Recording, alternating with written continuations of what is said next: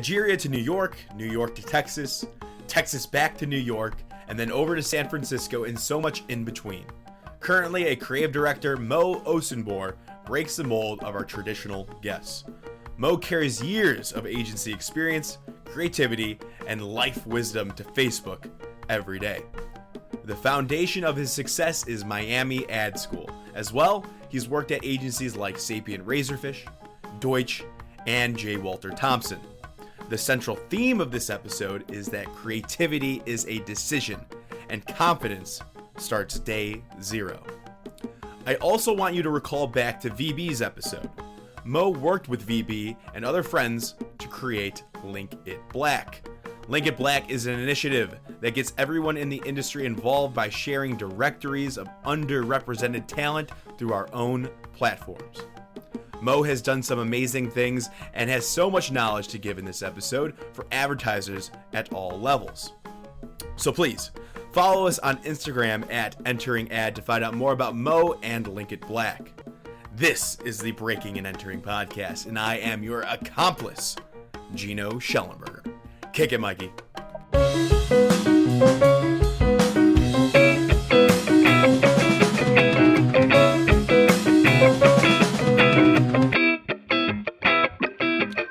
Mo Osunbor, welcome to the Breaking and Entering Podcast. Did I say that correctly? You did. Actually, that's people normally don't, so you hit it on first take. So good for you, man. We just practiced a little bit for those listening now. This is gonna be a fun episode. I can already tell. Mo, you seem like an awesome guy. I mean, your background and your resume here that which we'll definitely talk about, is so impressive. Right now, you are you're a creative director, art director at Facebook. So not the usual type of guests we have. So I'm interested in hearing about what it's like working at Facebook. Nice, man. Thanks for having me. So is that the first question, might I ask, of a day in the life of working at Facebook? Yeah, that could definitely be the first question. How'd you stumble upon Facebook? When did you start working there? Okay. I started working at Facebook around 2017. Mm-hmm. Sometimes a lot of people do, and first off, thank you for those accolades and everything. A lot of people normally see that and think it's just that sort of straight trajectory. But getting to Facebook just came with a lot of passion projects that was done. Passion projects that I've been working on the side for quite some time, even before I got into advertising. Mm-hmm. So there was one that was just widely received, and then before I knew it, I was up here. So, giving some context to listeners, how we got in contact was through VB, a past guest we had at Wonderman, who you guys have collaborated with Link It Black. And we definitely talked about that in the past episode, but we got to bring that up. I love what you guys are doing with that. It's on my profile now. So awesome. Tell the people listening, what was your role with Link It Black? What is Link It Black? Give us the rundown there, because it's such a cool idea. Thank you. I appreciate it. My role, well, I'll take it back to sort of the beginning of it. It was around the time in March when there was a lot of injustice going on around the world. And that's what it is with creatives. We see all these things happening and sort of like the world becomes our brief, if you will. And it was a collective effort. We've got a thread, me and a few friends of mine that get together, just kind of really talk about things that, we really don't like, and things that we can't stand. Sometimes it's just a whole lot of memes, but most of the time it's just sort of these problems that we have in this world. And you'll find that when you do that, you'll see that creative things can come into fruition. And this was one of those cases where that happened, and we just got our crew together and started trying to make some cool stuff that was bigger than ourselves. Yeah. And I think it's interesting because everybody kind of talks about in interviews or when I have these conversations that advertising can shape culture. Obviously, it's business, it's strategy, it's creativity, but the goal is to shape culture. And it's refreshing to hear from somebody that has actually done that or attempted to actively and found much success with Link It Black. Mm. I think that's so cool. So you had this group chat, and you have all your creative friends, strategists, I'm sure, smart people, probably some of the smartest in the industry. You saw the problem, and you came up with what solution? What did you guys come up with? Well, the solution, and when you say it like that, it sounds so great. Mhm. There were about 100 and 200 solutions that wasn't right. And it took, revving and revving and revving, which I believe a lot of people need to hear about failing forward when it comes to these side projects. Um, Link It Black was just one idea that we had, but I think the most important part was being like, hey guys, let's really, really just start putting stuff out on the table. Let's start shooting darts so we can get to a solution. So as Yeah. much as I would love to have that light bulb moment that you have in television when it's like, boom, we can do this, there was at least 300, 400 bad ideas that came out before this one. Is that pretty representative of like the traditional creative process when you're sitting in like agency brainstorm sessions?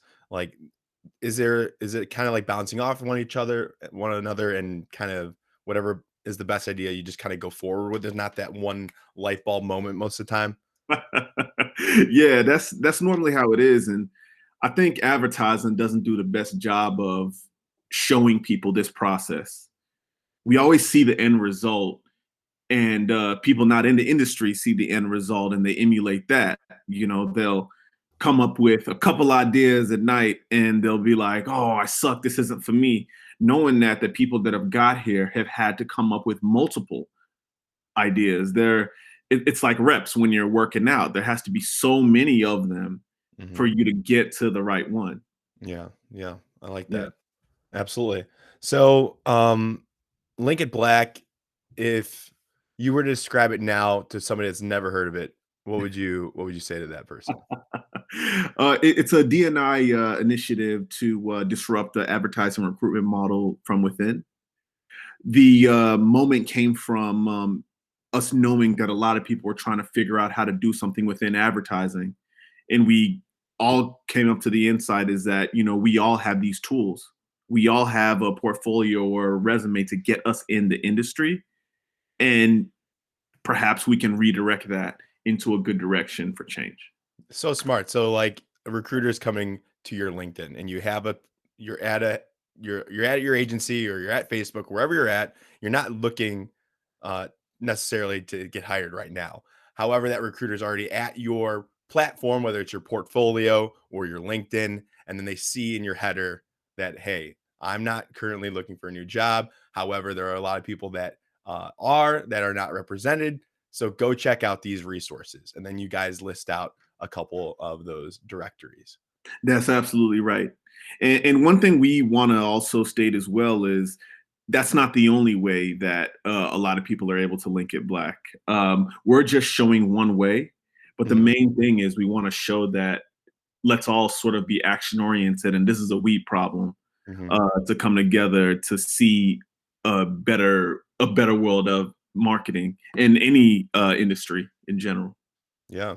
I think I was just listening to Adweek has a podcast, and I think David Griner was mentioning, I think Droga does a great job with it. I think FCB was doing a great job with it with Vita Harris, I believe. Uh, Mhm. they show that the more diverse the agency, the more profitable. Like there's a direct correlation, That's numbers, right. insights. It makes sense. So Yeah, yeah. it's yeah. Yeah, I definitely agree. And there's the pie's big enough for everyone. Mhm. I know there's some people when I actually when we all sort of kind of pitched the idea around to some of our friends, some people were like, "Oh, well, what about me? And what about my visibility in there?" But you're able to share your visibility. There's room for all of us to do really Yeah. great things in this field. Love it. I love it. And it's been going well, right? I mean, have you seen a lot of results from it? Has anybody reached out to you? Are you getting people hired? What have you seen so far? Great question. I'm having people, recruiters, reach out to my friends because it's mostly a lot of people that are linking it black better than we are. Yeah, yeah. We've given them example, and they've come up with really cool ways to, to displace it on their LinkedIn and on their portfolio. Mhm. And yes, fortunately, people have been coming up to them and saying, "Wow, I wasn't aware that these lists exist." So hopefully, we're doing the right thing. Amazing, amazing. So now I want to kind of talk about you. And we know that you're at Facebook. We know you're a creative director at Facebook, but like we want to know as people that are planning to break in, including myself, how you kind of got to this point, this high point in your career. Obviously, it's not even close to being over, but we want to bring it back, kind of like to when you were in college per se, at University of Texas at Arlington, where you studied advertising design and business. Give us a rundown. Why did you pick advertising? What led you to that in college? Nice. What led me? I believe it goes back before University of Texas at Arlington. I was one of those weird kids that you know. Back in the day, my siblings used to tease me. I used to throw toys up in the air, and I was just this very ADD kid with kind of no direction, if you will. And when I finally got to University of Texas at Arlington, there was a job fair when I was told that you were able to sort of be creative for a living. And where I come from, which is Nigeria, it's you're kind of really a doctor or a loser. Oh wow, I didn't know you were from Nigeria. I am When did indeed. yeah, when did you come to the United States? I came to US when I was 7, so that's why there's no accent at all. Gotcha. Gotcha. Yeah. So, and I don't want to generalize for our country, but it's very traditional when it comes to places to work. So, it was it wasn't until later on that I figured out that you are actually able to keep the lights on, Sure. being in an industry just for being creative. Sure. So. So you kind of stumble upon that creative avenue when you got to college? Yes, when I got to college, I didn't go to college for it. It started afterwards when I decided. I'm always saying one of my favorite movies is The Matrix. What is I that? had a Matrix moments when I was just like, man, I'm seeing Neo dodge bullets and jumping through buildings. Yeah. Uh, I can do anything. Yeah. Yeah. Yeah, I think it's funny because nobody really not a lot of people I interview don't really go to college for advertising or that that's right. creative route. You kind of stumble upon it in college. That's right. Yeah, That's yeah. right. Yeah. Cool. So and it was all good. There was no pressure for you to go into those more traditional um career paths. There was a lot of pressure. This is Okay. the Nigerian Okay. thing that I was telling you about. It takes a lot of self belief, especially at a young age, that you need to have. I'm always saying confidence comes at day zero because you're going to need it getting into an industry and not really not seeing a lot of people that look like you in it. So if there was one thing, I would instill on that even earlier because it took a while for me to get within my own and being like, hey, I'm gonna do this. Yeah, yeah. Yeah. So you made that conscious decision that you want to do this, and that was in college. Was there anything in college that forced you or kind of led you to that belief? Was there a class you took? Was it a club you were in? Was it a friend group? What got I you there? I gotta say, it was just one of those things where, first off, you're consuming a lot of television, a Sure. lot of television, and a lot of these things that are happening in your life where you know it in your head that this is what you like spending your time in. You know what they say: do more of what makes you happy. Hmm. You're already doing all these things for fun, for fun, and then you just decide, hey, they're gonna pay you for this. That's the best. Yeah, It's the best. And to me, gotta that's do the it. win. It's not even now where all these things are happening. It's just that feeling of like, hey, like they're gonna give you currency for something that you're doing and you love doing all the time. Yep, I love that. So you were advertising design. So the creative what is that? So like Photoshop, the Adobe products and get it in there, or is it like sketching with your hand? I like I like this question. I'll tell you why. When I first got into industry, that's what I thought it was about. It was like, oh, do I want to pick one between copyright and art direction? Oh, art direction. I've got a pirated Photoshop on my mom's computer. Mm, Uh, so it's actually a lot more than that. It's definitely the unified vision of everything from conceptual development to lighting and design and photography. It's the whole nine. There's right. just these hard skills that you definitely have to have. And Yeah. when I talk about this journey, I want to totally make it clear that coming in, there was a lot of failure and holes in my career that I didn't have. And I believe coming in this industry, people shouldn't look at that as a hindrance not to get in. We all have holes in our education. We need to almost just keep going and learning along the way. So that's definitely one thing that if I could go back and tell myself that not to be discouraged, that would be one of them. Yeah, absolutely. I mean, it's tough, when that kind of that imposter syndrome where you feel like you're not good enough. And I think all it takes is one company or one person to see that potential in you to bring you forward, and that I always agree. helps. I Yeah, totally agree. And that imposter thing is very interesting too, as well. No matter how high you go, you'll still see that people in general don't really know what they're doing. absolutely. Yeah, Like collectively, as a whole, you don't know what they're doing. But one thing that just separates a few people from the other is they're not afraid of that failure. nice. Yeah, that's Yeah. what sets them apart. I like that. Okay, okay. So you went to so you what in what point in college did you say, okay, I my next step is to go to a portfolio school? Yeah, the next step to go to a portfolio school wasn't my doing it all. It was Okay, me failing forward, as I was saying. sure. I thought it was a good idea to start going into agencies with a piss poor book telling them to hire me. Kind of Um, scrappy. Yeah. Kind of scrappy, was not a good idea. Okay. They told me to leave. Not as nice as I'm saying it, but it took one person to say, "Hey, your book sucks, and I'm going to Mhm. work with you." And it took her to be like, "Okay, your book is not there yet. You need to go to these colleges to pursue if you do want to get into, the A-list caliber." Sure. Okay. So you start applying. You got this. What you said, a piss poor book. I'm quoting you, so I'm not making fun of your book here. What agencies? What agencies were you going to? And what were you showing them? Whew, I'm dating myself. I went to the Richards Group back in the day in Dallas. Okay.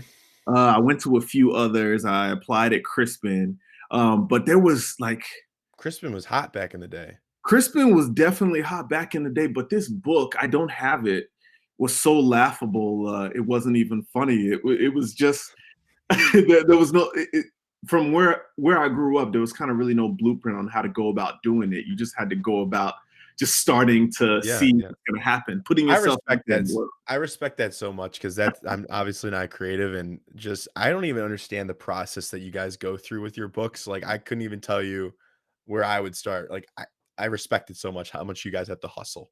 I But appreciate it, man. And I gotta say, I believe I'm one of those that believe everyone is creative. We mm, just forget that we are. oh, absolutely, I totally believe that too. It's so true. That's Yeah, right. And we've all seen Peter Pan. Like, when he was part of Lost Boys, he was Peter Pan. He just forgot that he was throughout the process. yeah, The things that you hear kids say all the time is almost like, wow, they're fearless, and what they're saying actually makes sense. We just forget it as we get a little older in life, which is what I absolutely. believe. I don't want to derail or go into a rant or No, anything. I just wanted no, to yeah, dwell on that. It's just, yeah, just sometimes a lot of people forget themselves out of creativity, and I think that's something that's got to get nipped a little bit as well. gotcha. And did that creativity, that childlike creativity resurge when you were at Miami Ad School? Yes, it did. Because what creativity is to me is a decision. We can even in this conversation that you and I are having right now, we can write scripts. We can write scripts on how we feel. We can talk about a scene in a movie just based on the experience that we have. The whole deal about it is just deciding that you want to be a creative, and the world almost becomes your library.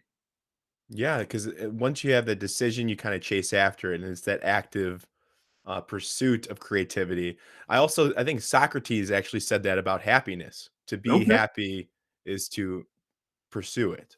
that's great. Yeah. So Yeah, very similar. that's awesome. Yeah. Nice. So okay, so this person kind of pulled you out of the weeds, was like, dude, your book's like not good. You got to go to like, and they tried to help you out on their own, and then they said, okay, I can't even help you. Like, you got to go to Miami Ad School. You got to go to portfolio school. Yeah, that's correct. And just the fact that they helped was super big for me because there Sure. was a lot of people that were just like, get out of here. I don't have time for this. Yeah.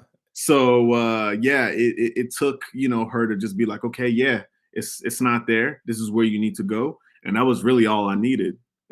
Already Yeah. seen the matrix, already know that it was about Yep. failing forward, and it was just time to almost fail my way up to the top. I say Who that was again. this? Was this a mentor, a friend, a professor?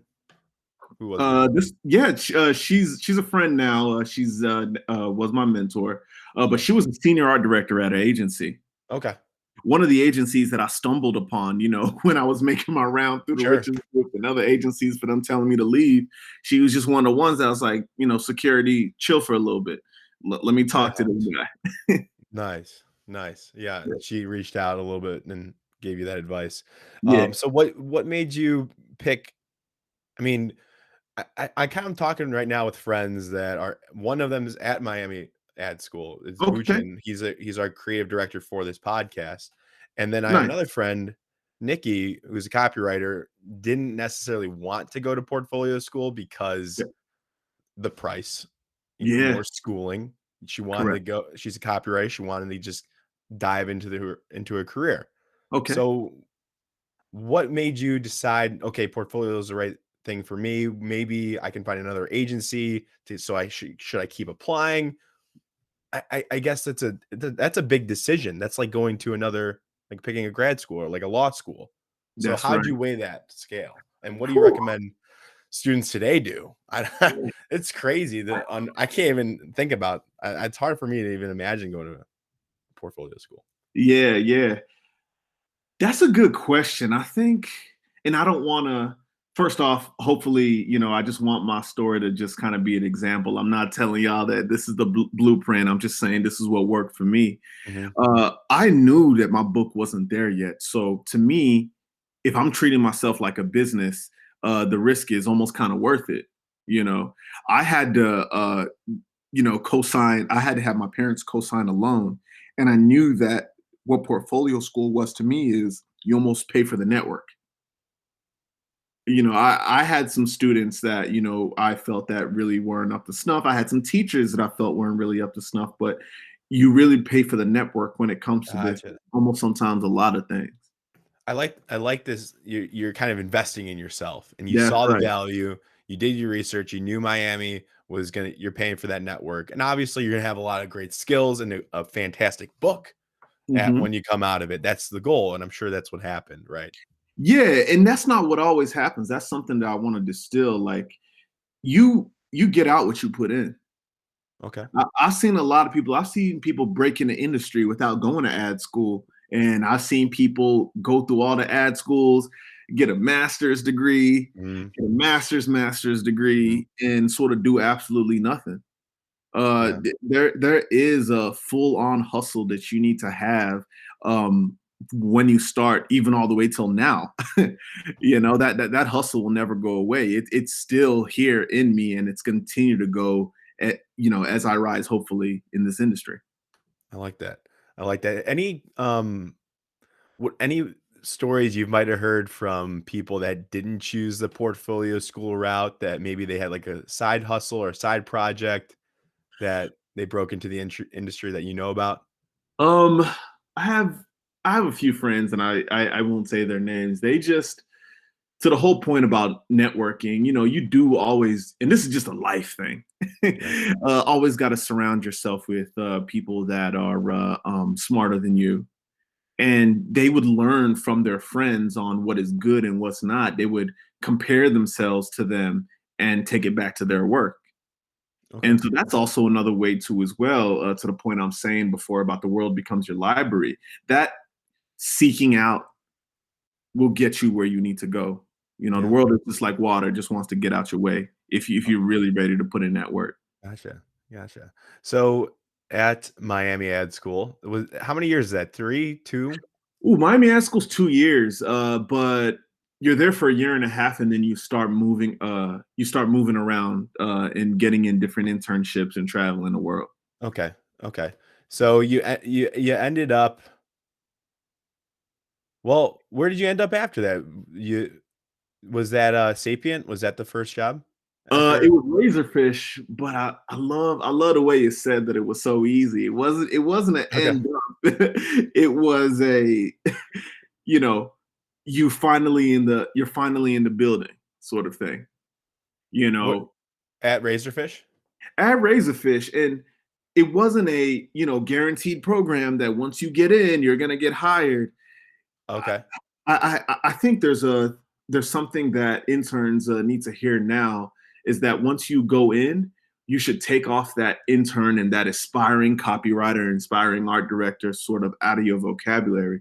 okay, When you get in, if you're an art director, you're an art director, okay. and you're going to be getting work that you may feel that is not right. You may be getting work that you feel is unfair, but success is opportunity meets preparation in the words of Malcolm Gladwell. So if they're giving you a banner ad, do that banner ad 100%, but push the envelope. Come out with something proactive. Come up with a 360 campaign to turn into that banner ad, and you'll see that by the time when it's time for you to leave, they almost can't do it without you. You're Right. doing some great work. That's smart. I totally did the opposite of that on my No, first internship. I uh, was, when I was, like, my sophomore year like, I had, like, a media planning internship, and I totally did the bare minimum. I didn't mhm, know anything. I didn't even take the right classes for that. I had it way too early, and I kinda mhm, just, like, did the bare minimum. I didn't even know, like, I can ask for more projects. I kinda, mm, like, clocked in, clocked out. I mingled. I networked within. I was very cordial with them, but I got I didn't push the envelope my first you. internship, and I can I admit got that now, but yeah. that's such great advice. Take off that aspiring hat. That I like that identity. You're in there, you're in the room, get it going, start working. I love it. Start getting it going and build a demand for yourself. I believe it was Russell Simmons that was always talking about a guy who was always sweeping in his front building, and all of a sudden the guy was about to leave, and then he came back and he's like, "Yo, where'd you go?" And he was like, "Hey, I'm not paid to do this." He was like, "Well, now you are." Yeah, there it You is. know, and a lot of interns, back to what we're talking about, treating yourself as a business, build that demand for yourself. They're asking you for something because they're not forward thinking like you. So do that for them and do it in stride, but also give them something that they haven't seen before. And getting rid of you would be bad for business. Right. I love that. Going back to the business. I love that. That's right. Cool. So you obviously crushed it over at Sapient Razorfish, and you were interning. That internship you got through the Miami Ad School, or was that on your own? I got it through the Miami Ad Okay. School. Yeah, myself and my partner at the time, Chris Phillips. We got in there for 3 months and pretended like we were already on payroll. Okay. It ended up working out. Did they extend that? It ended up working out just due to the fact that some of them didn't even know that we weren't being paid or not on payroll, because the minute you start putting in that extra work, you're looked at as just another employee. And I Yeah. remember that moment when it happened, when they're like, "Okay, hey guys, we're putting you on this huge brief next week," and we're like, actually, we're not. We're just interns." They're like, "Get out of here." We're like, "Yeah, we're just interns," and they're like, "We need to fix this right now."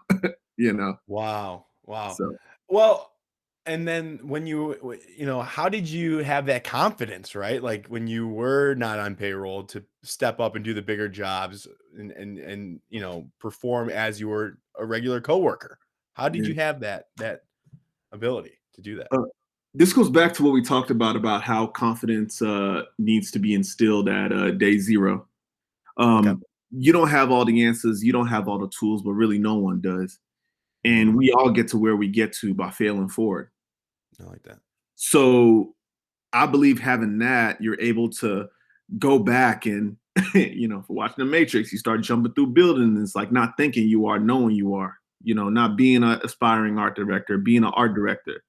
Yeah. And it's okay. You are going to go in there and make a lot of mistakes. Hmm. That confidence is your door to actually open it up in the first place. I like that. I kind of think about it. Um, I think with this podcast, I remember like the first time I posted an Yeah. episode that night, I couldn't sleep. I was like, this is terrible. I should probably delete it before my career is ruined and I'm just gonna look like a fool. And I had all these negative thoughts in my head. And then I realized it's just like I'm a work in progress. And the podcast, even day one, might not be that great, but I know maybe 50 to 100 episodes from now, it'll be that much better. And that's Yeah. kind of the way I kind of think about Yeah. it. Yeah, we all are a work in progress. Like we've given failure a bad rep, unfortunately, and it stops a lot of people from it stops a lot of people from even getting to the finish line or the I'm a starting line. I guess I get a little bit nervous, and I'm sure a lot of people listening can probably everybody has this probably too. I feel like if I fail too many times in advertising, I feel like I could be replaced. I mean, I haven't started just a little background on me. I haven't started my agency career yet. I'm starting soon, but it is competitive, and right now, everybody needs a job. So if I'm Mhm. failing so often, like, could I be replaced? That's kind of like what's going on in my head. Yeah, yeah. That's an interesting perspective and a way to put it. Just the way I see it is failure is your biggest teacher. Yeah. If you're like the success is going to come, the success is going to be the side effect. But if you're working out, you're doing a lot of reps, right? Hmm. When you're doing a lot of reps, you see that as you almost kind of learning, becoming the person you are physically. Yeah. To me, that's the way I see failure. And of course, sometimes things aren't going to go your way and, you may get replaced, but every single time you learn about what's going wrong, write it down. When Mhm. things are going wrong, write it down. When things are going right, write it down. Sure. But Yeah. it is really, really about that repetitiveness that'll get you to wherever you need to go. Love it. Love it. Okay. I want to touch upon now that so from Sapient, and we don't have to get into too much detail about all of these, but you landed at Deutsch after that. Hmm. Is that's in LA, right? This was Deutsch in New York. Deutsch in New York, and they're doing pretty well right now, I believe. I was hearing about them. Whew, I Actually, can't say I can't say I keep up with them. I was them for a very it was a short time. senior. So you at Sapient, you were creative intern, you went to designer to art director, and that Yeah. was what was that time frame? That time frame was about three. I'd say it was about 3 years, Okay. and even in that 3 years was a learning process on its own because I love how it looks so beautiful on a resume, but that involved 3 years of getting my ass kicked by a lot of really really well qualified designers Sure. to teach you the ropes and teach you what not to do and teach you that the importance of craft. I mean, and does Sapient Razorfish hold like a place in your heart? Like that's your first agency, like that's where you kind of like grew up a little bit. Do you I have would like say a loyalty to them? I don't have a loyalty to Sapient, but there were some folks that worked there Okay. uh, that were definitely transparent enough to tell me, "Hey, this sucks. Sure. This isn't good yet," which is okay because that's how you got here in the first place. Is just almost kind of failing forward. Y- So it's okay to go ahead. You got a story about you maybe on a project that you worked really hard on and somebody just it just did not make it to the next round, or somebody said it sucked and it was kind of devastating. I love that you say, "Do I have one story?" I got 100 stories. It, I it like that. happens. It happens. Back in the day, it happened last Yeah, week. sure. it happens, man. We are in the business of fucking up on a daily. That's what we do. Yeah. But the reps, you got to get them out. You got to get them out, and Yeah. all you need is one. Yeah. And all of a sudden, you get one, and then you start being invited to Yeah. these awesome podcasts, being like, "Oh my goodness, he had that light bulb thing." It takes Yeah. a lot, and Yeah. that really needs to be demystified to a lot of people coming into the industry. Yeah, it's kind of like golf. Every time I go golfing, which is not often, I'm not a big golfer, but there's always that one. I can hit terrible all day, but there's always that one hit that just keeps you going back. That's You know, right. just That's it right. goes on the green or something like that. It Yeah. just it'll get you going. It'll get you going, and then you'll see yourself in Sports Center top 10. But That's man, if right. you watch, if you watch the actual game, he wasn't. Some of them weren't always hot. Like I've seen Steph Curry air some 3 pointers. Right. Right. you Yeah, know, it happens, but you keep going. you keep Cool. going. Okay. Okay. So you after Deutsch, which you said was a smaller stint, we don't have to get into why. But you hit up J. Walter Thompson, which is now a combo platter with Yeah, Wonderman Thompson. that's right. Yeah. And where was that agency at? That agency was in New York. Nice. So Yeah, you've been like kind of like all around now that you're in San Francisco. yeah, that's right. That's right. Yeah, I was. Man, I came up in New York, so it was just a lot of moving around. And then when it was time to go client side with where I am now, that's when I Okay. moved out west. Good call. Good call. Thank you. Okay. Um, Senior art director J. Walter Thompson. Any notable experience there? I can't. I know you probably can't boil it down to one. Any big takeaways working at J. Walter Thompson? That's a powerhouse, kind of old school in my head, creative agency that does. That's probably in the Hall of Fame if there is one. Oh, yeah, yeah. Takeaways from that. I also still, even at that level in my career, still weren't getting the projects that I wanted, and that's always going to happen. We get put on some of all these briefs, and all these briefs aren't the best things. So that was also a case where you start bringing in more things that to the table. And when I say more things to the table, it doesn't always have to be side projects. It can be proactive ideas within the brief that they give you. Okay. When I was in Razorfish, what got me into Deutsch and what got me into JWT was a proactive idea within a campaign. I can't even remember what the campaign is to this day, but when we decided to push the envelope a little bit, our creative director was a champion of that. And that is what's in my book at the moment. Okay, so you kind of came to the table and offered new solutions that they probably didn't even think of. Yeah.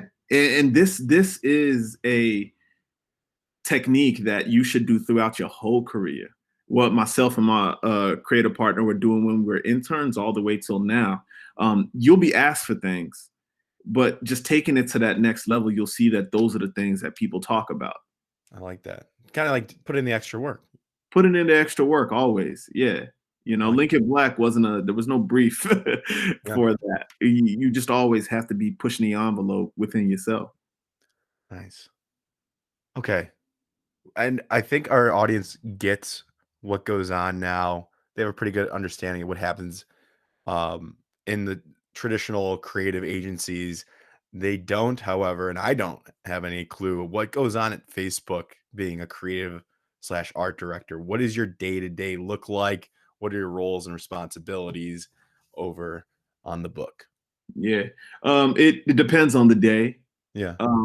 Just being sort of a art director or associate creative director, it involves a whole lot of conceptual development, a whole lot of art direction, and sometimes a little project managing. Mm. Just almost dealing with different agencies and different vendors. You almost sort of become the client, just kind of being on the client side. What oh, so you're dealing with agencies, like you're kind of like a point of contact sometimes. That's right. That's right. Who are you guys working with? You wear all the hats. It depends on it On depends the on the project, and Yeah. it depends on the task. But it can be from Wieden Kennedy all the way to a startup agency that's Yeah. trying to make a name for themselves. Nice. Who's your Yeah. favorite to work with? Woo, man. I don't want to keep my babies on air, man. Yeah, it's okay. I had to ask one question that was on the edge there. You had to fire one out. Okay, so what are you guys putting out? What like you're creating ads for Facebook? Help me out here. Like what are the products that the design Well, that you're making? yeah, it's at the moment, it's pretty much like marketing for Facebook. I Okay, always say we're a professional optimist, and you're a professional optimist throughout, your whole career. sure.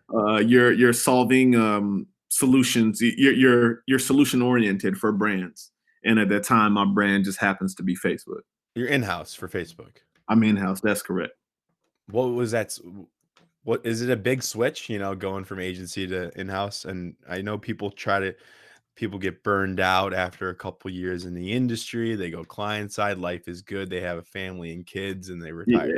Is yeah. that the case? It's that's interesting. It depends on honestly, just really depends on the time of year. Okay, yeah. Sometimes you'll be super busy, sometimes it Mhm. won't. And at the same time, y- you always have to have some people work for a job and you should have your job work for you. Okay. So if you're still learning a lot from where you work, you're at the right place. And yeah, let me know if I answered that right. If I didn't want to be dancing around that question or anything. So I'm really curious, what would you say is the biggest difference between because you've lived both? What's the biggest difference between working client side or in-house at Facebook or working at an agency and that fast-paced lifestyle? What were some of those big takeaways? Yeah, it, and I want to say that it's different in every company that you go to. But for this one, there are no pitches really. Like you are the client, if you Yeah, will. that's huge. A lot of people are trying to sort of like win the business. You are the business, and of course, creativity is the goal, but you got to hit your metrics and you got to hit your numbers. Yeah. Would you have gone, client side, or would you have gone to Facebook specifically earlier in your career if you would have known what it would be like to work there? I think back when I was in the industry, going to the client side was almost like a death wish. Like, oh, he's went client side or she's went client side. Mhm. But it's one of those things where it doesn't and this is just my opinion, it doesn't kind of really matter where you sort of go. You almost sort of take that creative energy wherever it is that needs to be taken. Yeah.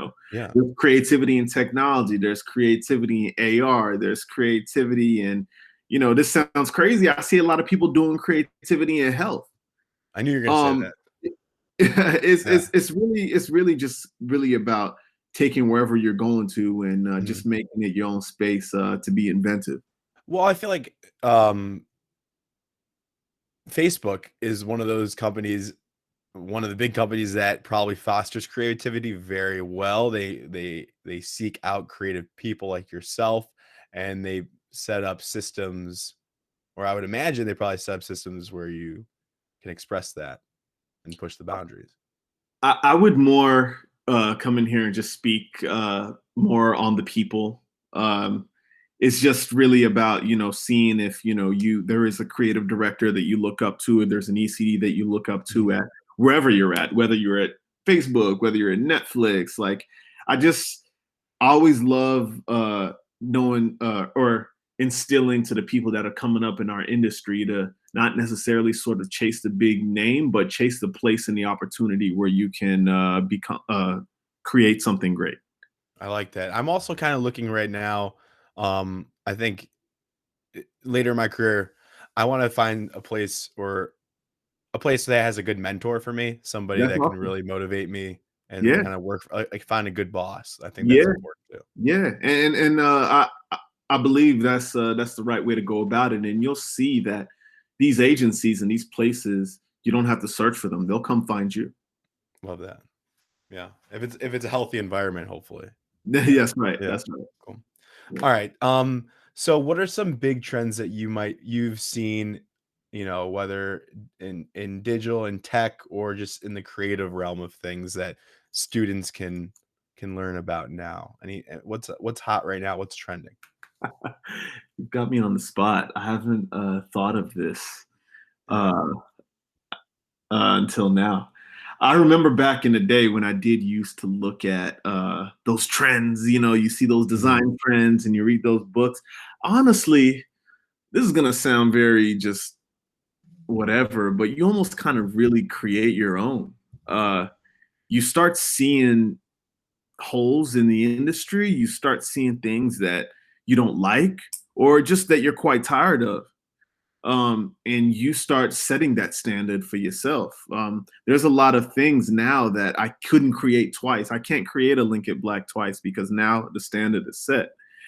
Just start finding these things that you feel that could be better in whatever industry that you're in, and take it to that next level.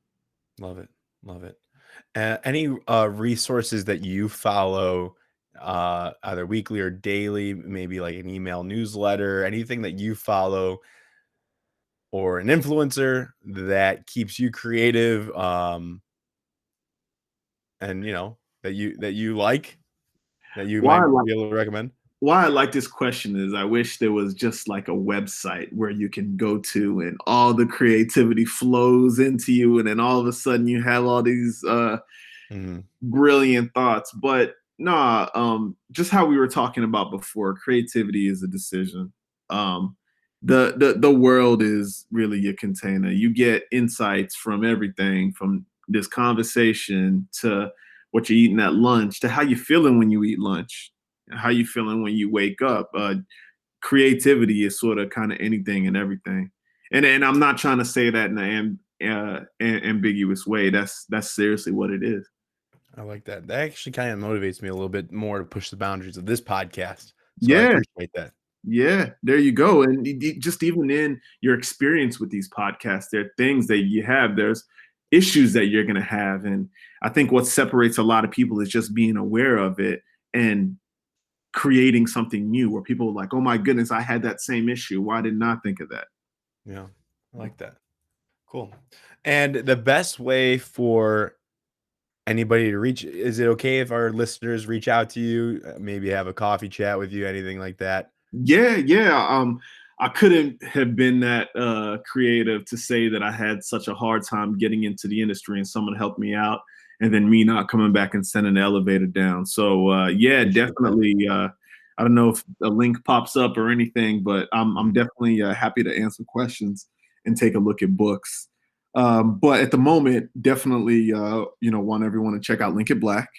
Yep, Just go to the website, go to the handle. That's the most important thing for me right now. And people that are trying to break into the industry, hit me up. absolutely.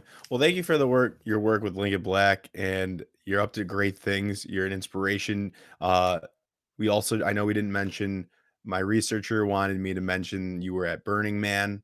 We kind of, and I didn't bring that up. So he's like, that's the coolest thing ever.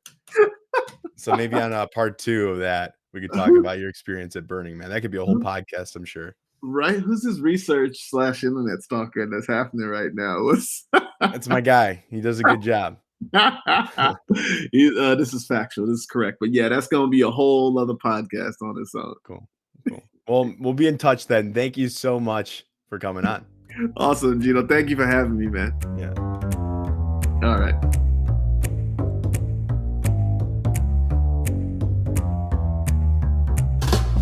Thank you so much for listening to this entire episode of the Breaking and Entering podcast. This was Mo. Mo Osunbor is an amazing guy, super interesting and super creative. So please go to our Instagram at Entering Ad to connect with him, see all of his resources, or go on LinkedIn. Now, for our thank yous, have to thank the team. Mikey Malarkey is our audio technician. Can't do it without you, Mikey. Buchan Zhang, our creative director, can't do it without you either. And of course, our student advertising team from Midnight Oil at the University of Illinois. Thank you guys so much for all your hard work as well. We will see you all next week.